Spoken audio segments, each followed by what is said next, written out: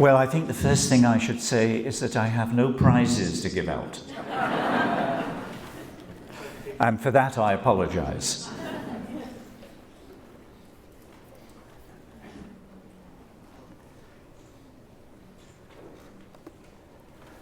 Okay. I also have to admit something. I had a very busy day on Thursday, which is the day I was preparing to leave, and I packed everything except my USB drives with all my presentations. And I realized that I had made that error just as I was getting onto the plane leaving Perth. That was a moment of acute anxiety. I spent the time traveling here redoing my PowerPoints. And I'm afraid this one is not going to be as colorful as the one that you would have seen if I had had a better memory.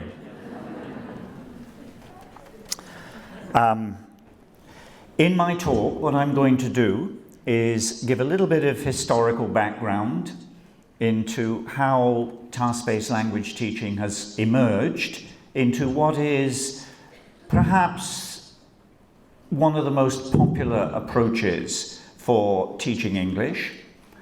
And I also want to look at a number of issues that I think are still very problematic in task-based language teaching. I'm going to start off before I show you, let me show you the first slide, because the first slide just simply tries to tell you what task-based language teaching is. Before I came to this talk, I attended a talk by Curtis, and he really hit it on the head when he said that there are really two approaches for developing language programs. One is to think about what language you want to teach, and then think of activities to teach that language.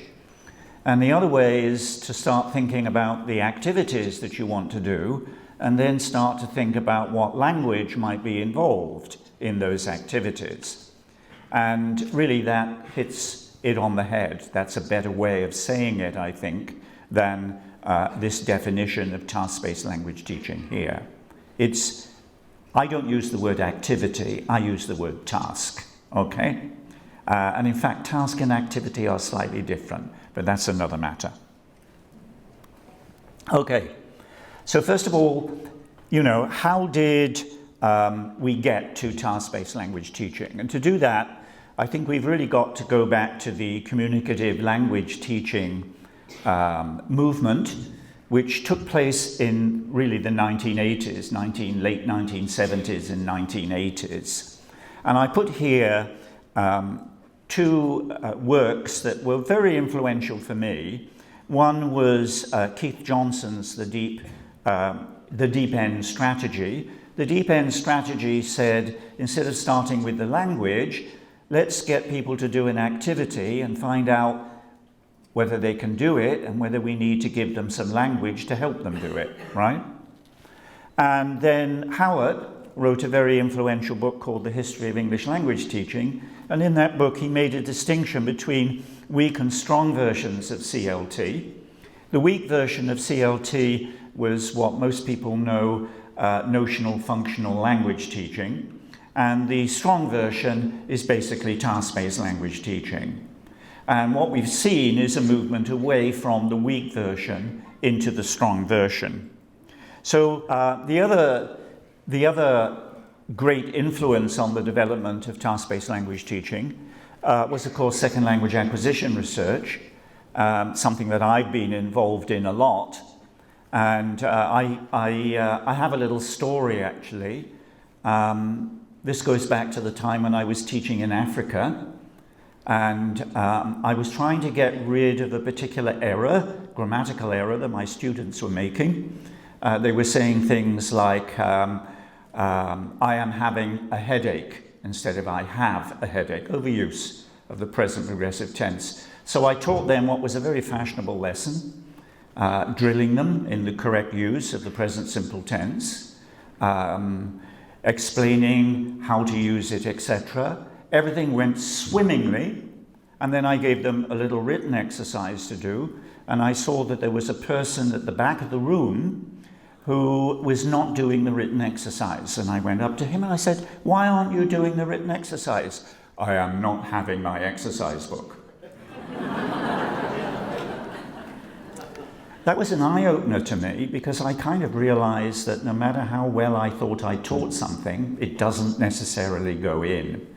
And that got me interested in second language acquisition to try to explain why this was. And what I have put here is three very influential things. First of all, the built-in syllabus coming from Pitt Calder. You can see a picture of him there. He is actually often thought as the father of second language acquisition. I've had that label used with me. I am not the father of second language acquisition. This guy is, Pitt Calder. And he had this idea that maybe learners have their own built-in syllabus, and our job is to simply activate that syllabus, not to try to replace it with our own teacher's syllabus. And of course, Stephen Krashen, with his distinction between acquisition and learning. Acquisition is where the built-in syllabus is. Learning is what I was trying to do so unsuccessfully in that classroom in Zambia many years ago, trying to teach someone something that they were not yet ready to learn. And this led to the natural approach. Krashen's work led to the natural approach, which he did with Tracy Tarrell. And in some ways, the natural approach is probably the first attempt to articulate a task-based approach to language teaching. Right. So those are the early origins. Let's now go to some of the early proposals for task-based language teaching itself. And now we move into the middle 1980s. This is a very sensitive computer. Perhaps the person who has been most influential in putting task-based language teaching out there is Michael Long. And he wrote a book in 1985, and he gave that definition of tasks that you can see.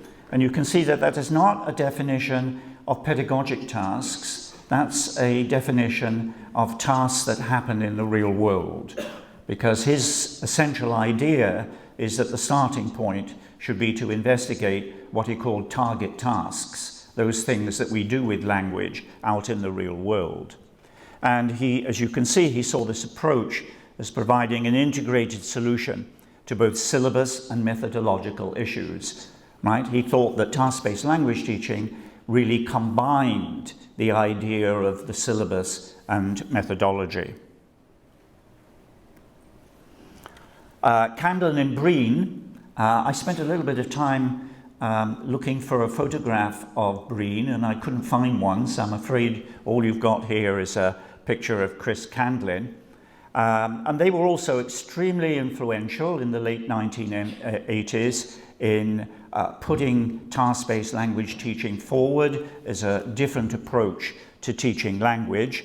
And one of the key ideas here was that if we want to negotiate the syllabus with our learners, what we do with our students, then the notion of task is probably the best way to start doing that, right?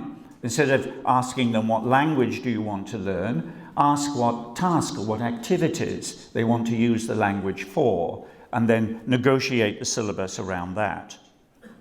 The other person who was extremely influential was Prabhu, and he was really the first person to experiment with a task-based language approach in a real life situation. He worked in India, and his idea was, again, that trying to teach the language wasn't working, and what we really needed to do is to engage learners in tasks and let the language learning take place quite naturally. And that's what this statement here says. I know Prabhu. In the 1980s, I had the opportunity to go and visit India and move around different parts of India with Prabhu and watch him work with teachers. And he is one of the most influential teacher educators that I've ever actually seen. So really terribly influential. And then, of course, someone who I'm sure has been at KOTESOL as a plenary speaker in the past, David Nunan. And David Nunan wrote a book in 1989. And this, again, was really the first attempt to articulate what task-based language teaching was about for teachers in general. Defining tasks. A really big issue is, what do we mean by task, right? And there was a book published with a collection of task-based papers, and it actually began in the introduction with a list of definitions of tasks, and there were 16 definitions, right? Task is something that is quite difficult to tie down, and you can see Nunan's definition, which I think is very general. It's meaning-focused, but so are many other ways of traditionally teaching language meaning-focused. So I don't think it actually gives the definition. Long's argument was that tasks are the 101 things that we do in everyday life. They're target tasks. And he suggested that maybe we can move from target tasks to pedagogic tasks, etc. So in the early work, there were problems about exactly what we meant by task, and I think these problems actually still continue. There's also problems in how we classify tasks. We've seen that for long. There were target tasks, and then he suggested that these target tasks could be grouped together into task types. So if we have selling an airline ticket, selling a bus ticket, etc., then we might have a general pedagogic task called selling something, etc. And then from that, we develop actual tasks that we're going to use with students in the classroom. Prabhu, I think, was more helpful in many ways between distinguishing 3 different types of tasks, and these 3 different types of tasks have had a much greater impact, I think, on the actual practice of task-based language teaching. An information gap task where one person has information, another doesn't, and they're exchanging.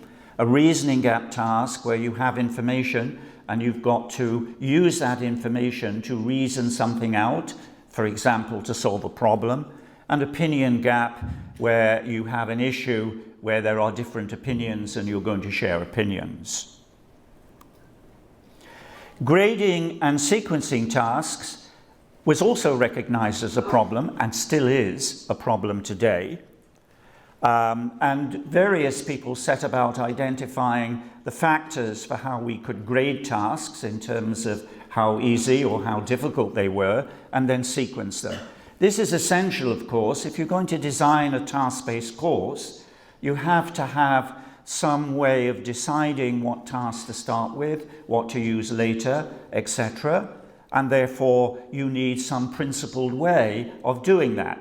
And the general principle that you're going to apply is to start with an easy task and then gradually move to more and more difficult tasks.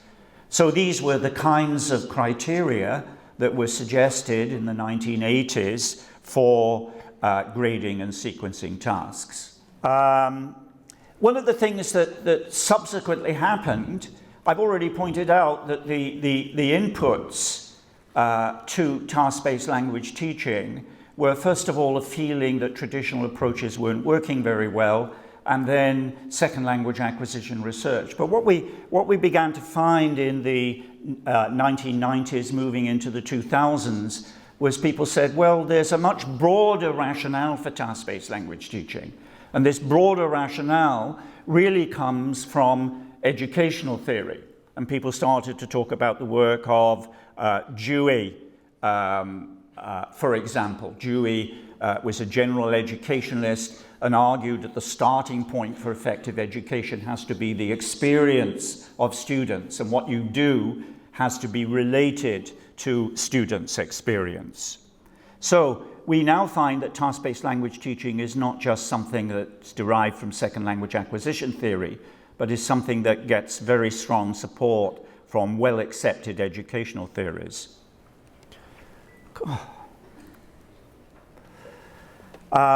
Work continued on defining tasks, And I like to think that the definition that I finally came up with in 2003 is perhaps more helpful than some of the earlier definitions. I, first of all, made a distinction between the idea of task as a work plan and task as a process. So task as a work plan is what you give the students to do, or what you see in a textbook, etc. And the process is what happens when students actually do the task. And one of the problems with a lot of the other definitions is that they tend to conflate the idea of defining task as a work plan and defining it as a process. I don't think you can define it as a process because the process isn't fixed. Any task can lead to a lot of very different processes, etc. So I suggested that what we needed to do is to simply define task as a work plan, right? What we're going to give the students to do, the materials that we're going to give the students to do.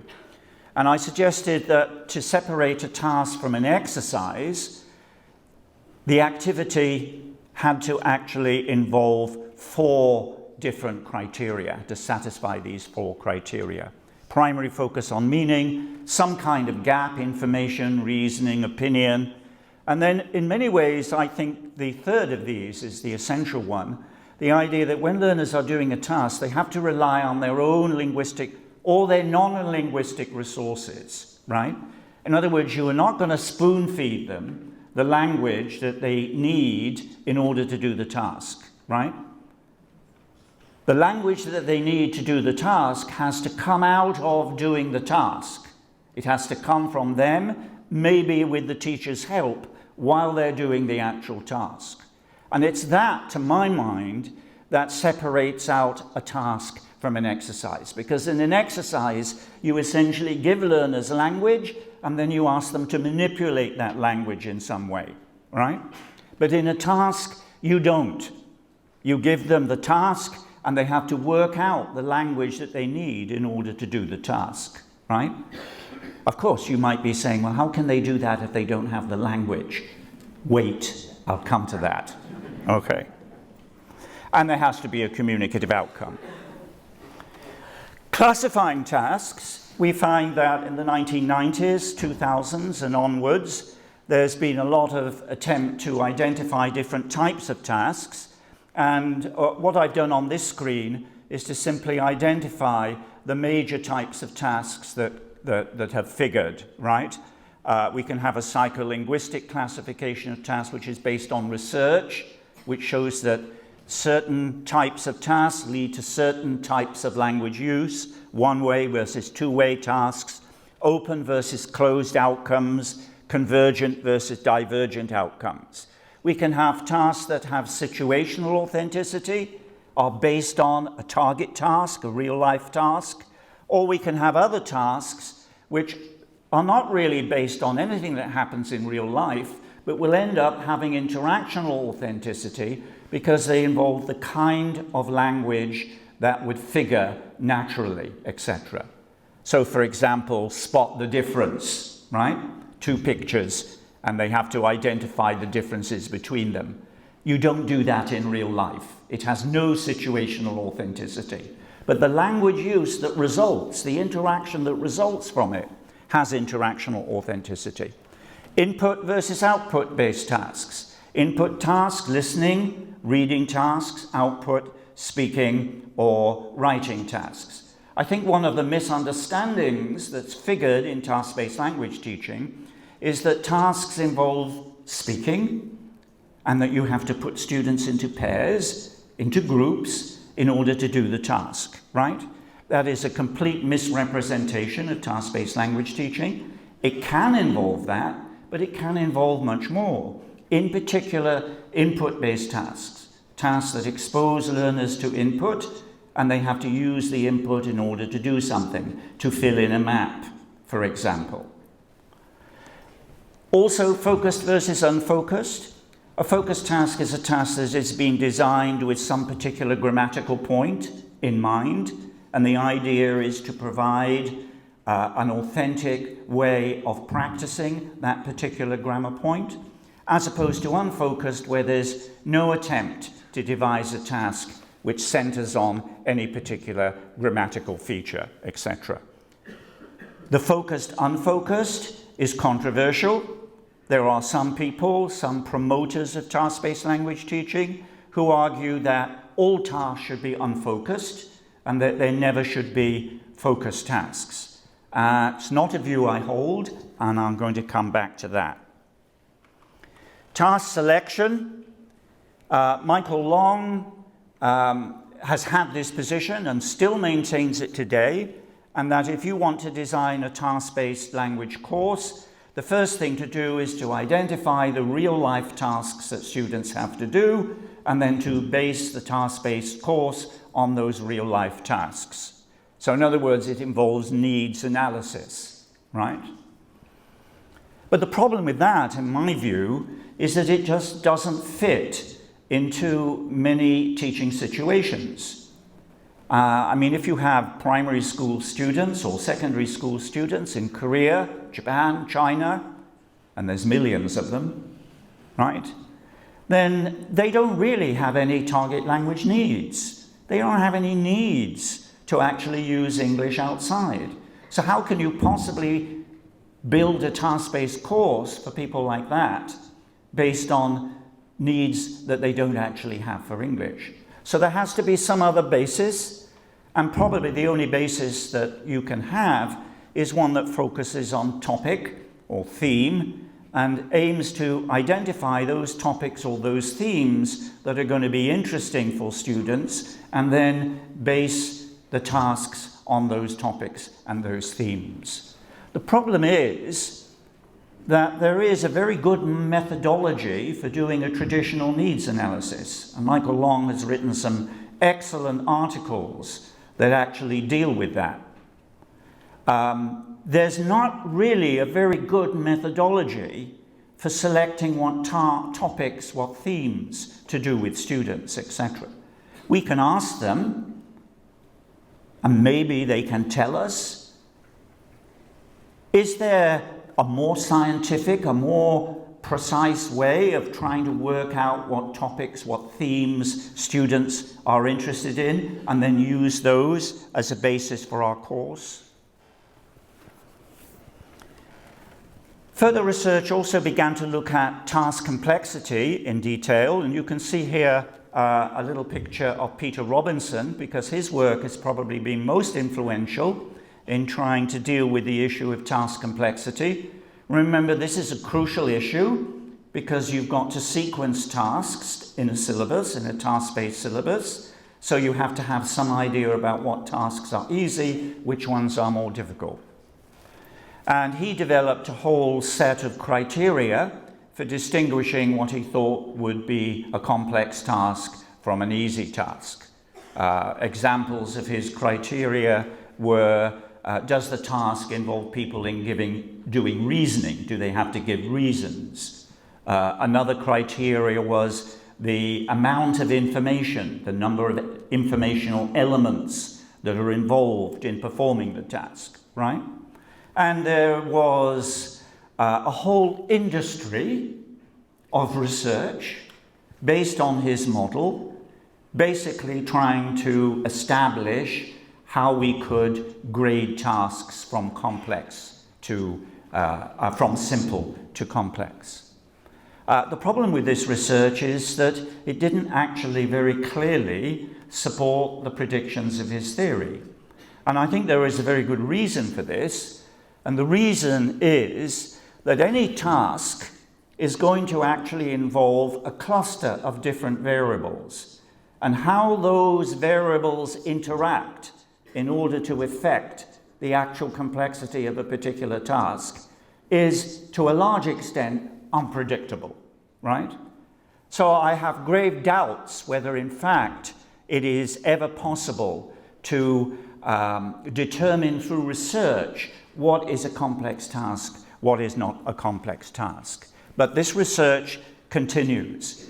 What I think is much more important when it comes to thinking about how we are going to ensure that tasks are suitable for the level of different students is not the design of tasks, which is what Robinson was looking at, but rather how the task is implemented in the classroom. Because how the task is implemented in the classroom by the teacher or by students working collaboratively is going to influence whether that task is manageable or not manageable, etc. And that was very much Prabhu's point many years ago. Well, so far, I've really been talking about tasks, syllabuses, but there's also the whole question about what does a task-based lesson consist of? And this was addressed by Prabhu in his project called the Communicational Language Teaching Project, and he had a really very strict notion about what a task-based lesson would be. Basically, there would be a pre-task, and then there would be a main task, and the pre-task and the main task would have very similar content. And the pre-task was done with the teacher and the whole class. And the main task was done by students working individually at their own desk, etc. So what was interesting is that the very first version of task-based language teaching that came out had no pair work, no group work, right? So how could people form this idea, mistaken idea, that task-based language teaching always involves putting people into groups? Prabhu was dealing with beginners. And if you're dealing with beginners, you have to start with input-based tasks. And if you start with input-based tasks, it has to be a task that the teacher does with the whole class, okay? I haven't mentioned Willis, also very influential, and Willis in particular was concerned with trying to introduce task-based language teaching to actual teachers. She's not so much a researcher, she's a practitioner, a teacher educator. And she also developed a particular structure for the lesson. She said there can be a pre-task where you introduce the topic and the task, what they have to do. Then there's the main part, which is the task cycle, where they do the task, and then they have to plan what they want to report to the teacher after completing the task or while completing the task, and then they do the actual report. And then she said there's a post-task stage where you can now do direct language work, focusing on problems that the teacher had noticed the students had, and then directly and traditionally, if need be, dealing with those particular problems. And this takes me to what is another very crucial element of task-based language teaching, which is focus on form. Focus on, you can see here that Willis had a pretty strong version. If I just go back one slide, you can see that in the task cycle, there's task planning and report, and she emphasized that during that particular part of the lesson, teachers should not correct students, should not focus on language explicitly, etc. That any explicit focusing on language should be done in the post-task stage after they've completed it, right? She differs from what most researchers, including myself, feel, and that is that actually it's very important to do focus on form while students are doing a task, right? And one can do this in various ways. The main way that one does it is through corrective feedback. Not corrective feedback in the sense of, you are wrong, you should say this. Corrective feedback in terms of prodding them to produce the correct form. Corrective feedback in terms of modeling through recasts what it is that students have to do.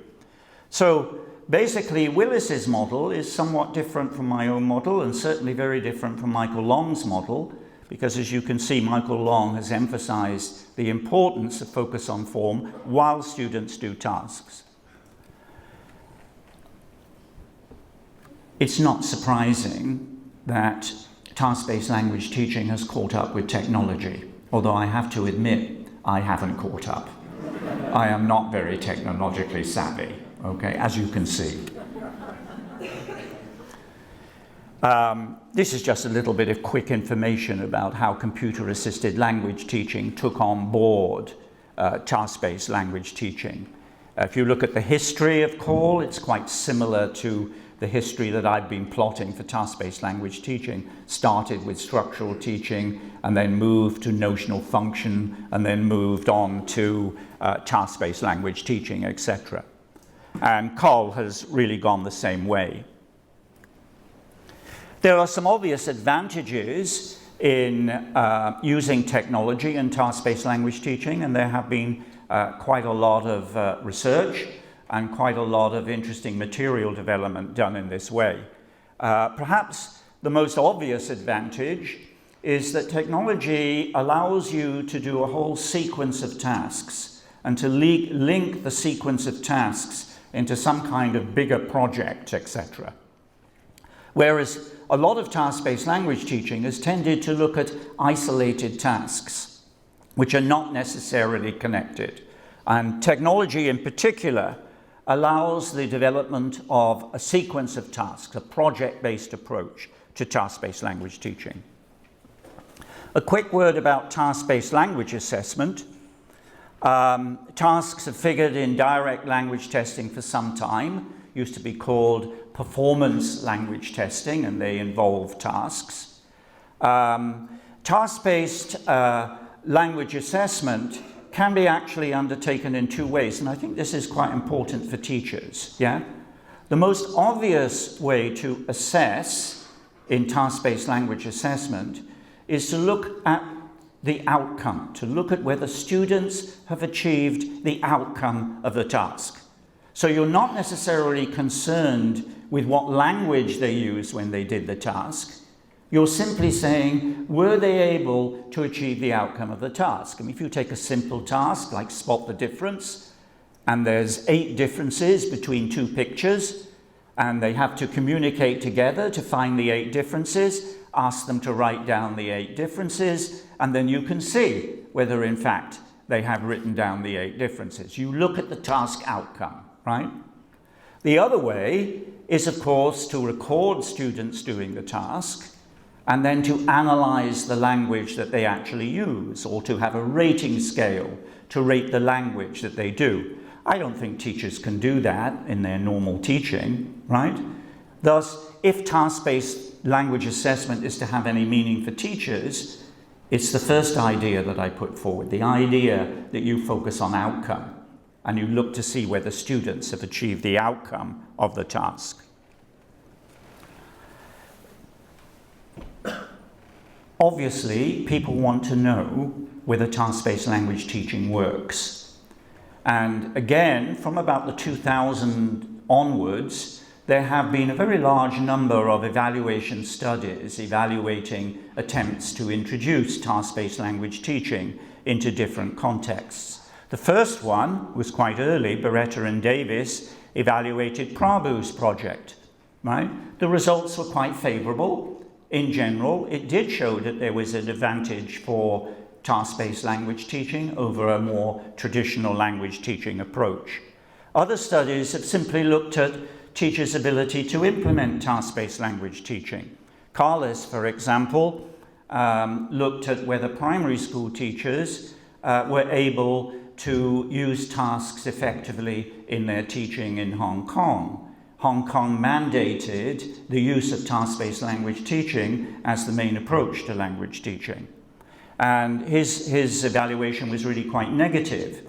He found that primary school teachers had enormous problems in actually introducing a task-based approach. If you want to look at a study which shows much greater success, you can go and look at Gonzalez, Lorey, and Nielsen. They developed a TBLT course for US Border Patrol Academy. I like to think that this might have been funded by Donald Trump. But in fact it wasn't. It was actually conducted before Donald Trump ever came on the scene, right? But maybe it is something that he could put money into, maybe rather than his wall. What these evaluation studies did was to end up by identifying a number of problems. And I think this is very useful, because if task-based language teaching is going to work in contexts like Korea, then we do need to know what the problems are, and then we need to start thinking about ways that we can actually address these problems. And this is just a list of the problems that emerged from this battery of evaluation studies. Look at the first one. Teachers' misunderstanding about the nature of the task. What the research found was that if you asked teachers who said they were doing task-based language teaching what a task was, they couldn't tell you. They came up with very vague, uncertain definitions of what a task is. And I think that that does continue to be a real problem, because if teachers don't understand what a task is, how can they ever effectively implement task-based language teaching? Well, I'm an advocate of task-based language teaching. That's now fairly obvious, right? But there are people out there who are definitely not in favor of task-based language teaching. People like Michael Swan and also Littlewood, working also in Hong Kong. And they argued that there were some really big reasons why task-based language teaching was not appropriate for contexts like Korea, China, Japan, etc. Low proficiency students. How can you do task-based language teaching with low proficiency students, they asked. Okay? Well, of course you can. The reason why they thought you couldn't is because they had the wrong idea about what task-based language teaching was. They thought it meant putting students into groups to do speaking tasks. And of course, with low proficiency students, you're going to have problems doing that, right? But if you use input-based tasks, as Prabhu did in his project, then yes, it's possible to do task-based language teaching with complete beginners, in effect. And another problem is no grammar. And I'm going to come back to that particular issue. They criticized task-based language teaching because they said there's no grammar, right? It's wrong. There is grammar. Anyhow, there was this reaction to task-based language teaching, and that's still out there. You still find people publishing articles against task-based language teaching, and nearly always their objections are based on misunderstandings about what task-based language teaching is. This is the last section of my talk, and what I'm going to do is to look at what I do see as a number of central questions that we really need to address, and say a little bit about each of them.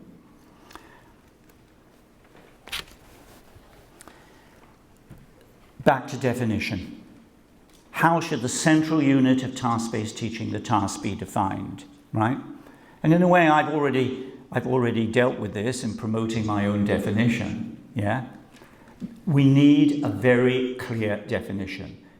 If we are going to prepare teachers to do task-based language teaching, we need to ensure that they have a clear understanding of what a task is and what one isn't. They need to recognize what is a task, and they need to recognize what isn't a task, right? I mean, if you have a written dialogue and you ask the students to read the dialogue, it's not a task. It's not a task. It doesn't satisfy my third criteria, which is that the language needed to do the task has got to come from the students themselves, etc. And I suggest that the way forward is to define task as a work plan, and I've already put to you the 4 criteria that I think can be usefully applied to distinguishing tasks from non-tasks. Is a needs-based approach for identifying target tasks appropriate for all learners? And I think I've really already addressed this. This is Michael Long's view, and it's the view of what one might consider to be the mainstream of thinking about task-based language teaching. So just for once, I'm glad I'm outside the mainstream here, right? I see so many articles begin with task-based language teaching is an approach to teaching that involves identifying students' needs and then devising tasks to address those particular needs. This is not going to work in the situations that I visit these days, mainly China, Japan, Korea, Vietnam, etc. Because learners, your learners, many of them don't have identifiable needs. Now, I'm not saying that a needs-based analysis approach does not have its merit. Of course it does. If you have a group of learners who have clearly identified target needs, then yes, you identify those target needs and you base your course around them. And Michael Long and other people that work with Michael Long have published very detailed information about how to carry out that kinds of needs analysis, right? And it's very useful.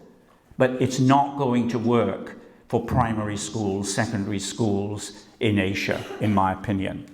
But selection of tasks must be principled, and I've already suggested that we need to think much more carefully. How do we actually identify the topics, the themes that we might base a general task-based syllabus on, etc.?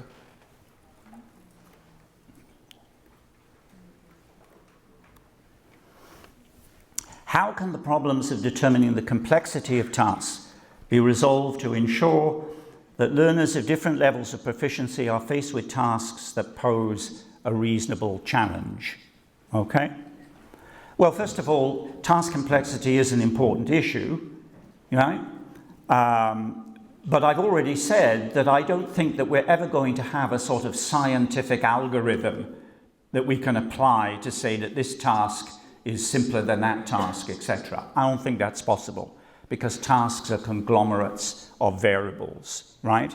And I've already said that I think the most important thing is how you implement a task. Do you give students the opportunity to plan before they do a task? How can the teacher scaffold learners' performance of a task, etc.? Implementation is probably far more important. There are one or two simple principles that one can apply. One is that if you have learners with very low proficiency, and by low proficiency, I really mean low procedural proficiency, right? Because I suspect that you've got lots of learners who've been studying language for years, but have really very low, almost no procedural ability in the language, right? As I move around China and Japan and here, I run into many people like this, right? That I ask them a question and they can't understand the question, let alone answer it, and yet they've done 6-7 years of English lessons at school, etc., right? Low procedural ability. If you have learners of low procedural ability or complete beginners, then you must start with input-based tasks, right? Input-based tasks have a primary role in devising a syllabus. There must be tasks where they are going to be exposed to input to enable them to complete a particular task, fill in details on a map, for example. And in the process, they will be picking up vocabulary, they will be developing procedural ability, and a point will come when they will finally be able to speak. So, in my own writing recently, I've tended to emphasize the importance of input-based tasks in task-based language teaching, right? One of my students, Japanese student, was teaching 6-year-old Japanese students who were complete beginners. And what she did was to start with a task-based approach, all input-based tasks, right? Which she carried on for 5 weeks. She never required them to speak. Of course, in input-based tasks, you don't stop students speaking if they want to. The whole idea of an input-based task is you don't require them to speak, right? If you require people to speak when they don't have the procedural ability to speak, the only way you can get them to speak is basically to give them what they have to say and then ask them to say it back. That's not language learning, right? That's not how you learn language. You learn language by processing input. Point you made this morning, right? How can task-based teaching be made to work for beginner-level learners? I've already dealt with this now, input-based tasks. It's absolutely crucial. Is there a role for focused as well as unfocused tasks? And if so, how should focused tasks be incorporated into a task-based syllabus? This is, again, a very controversial area because there are people who promote task-based language teaching who argue no focused tasks, right? I have not taken this position. I have argued that focused tasks have a place. What I have suggested is that if you are going to use focused tasks, don't use them with beginners. Don't use them with beginners. Use unfocused tasks to get them to develop the procedural ability to listen and ultimately to try to communicate a little in English. And then later on, well later on, not just a little bit later on, but well later on, maybe we do want to give them some help in practicing particular grammatical structures, which we can see they have continuing problems with. And that's where focused tasks should come in. So that's the position that I am currently taking. How can focus on form be best incorporated into a task-based lesson? This is also quite controversial. Michael Long, for example, argues that the only way you can incorporate focus on form into the performance of a task is reactively, by reacting to what students say or do, etc. But my own research has shown that if you have students in a class and if those students are motivated, sometimes they put their hand up and they say, how do I say this in English? This is what I mean by preemptive, right? How do I say this in English? And of course teachers should give answers to that. They should be encouraging students to ask for the language that they need in order to do a task, right? Should it be explicit or implicit? Explicit, should it be very clear when you're correcting that they're being corrected, or implicit? This is another controversial area. Some people arguing that implicit is better than explicit. I tend to think explicit because that ensures that learners notice when they are the correction that you're giving them. Input providing, do you just give them it or do you push them to actually self-correct themselves? These are key issues in focus on form, right? And there are no straightforward, simple answers at the moment. To me, all of these have a role in the implementing of a task. How can teachers be sure that students are developing language? I get asked this a lot by teachers. They're worried that they get their students to do tasks and they say, but how do I know they're learning? They did this task all right. They seem to enjoy it, right? They were involved. But I don't know if they were learning anything, etc. And what I've done here is just to give the kinds of suggestions that I give to teachers about what they might do. In particular, repeating tasks, not necessarily the same day, later on, and seeing whether the second time they can do it better than the first time. If they can, development's taken place. Okay? Ask learners to keep a record of any language that they've learned. And notice the last suggestion. I'm not a purist. I'm not Michael Long. I'm not a purist. I do think traditional approaches, memorization, I do think they have a place in language teaching. But if you only have a few English lessons a week, I don't want to waste those lessons doing memorization and rote reproduction. I don't want to do that, right? I want to put it into worksheets that the students can take home and do as a backup to what you're doing in the classroom. I want to use the classroom to give them an experience of what it is to use English, etc. Okay? So I'm not a purist, but I think that we can put the traditional stuff into homework, right? And spend our time with the students doing things that are going to build this procedural ability. This goes back really to what I said earlier. Teachers have a lot of problems. We need to know these problems. We need to systematically deal with them in our teacher education. And I think this is my last slide. What kind of teacher training is needed to ensure uptake of TBLT by teachers, right? And I just offered 3 principles. First, if you want teachers to do task-based language teaching, make your teacher training itself task-based. Maybe not all the time, but a substantial amount of the time.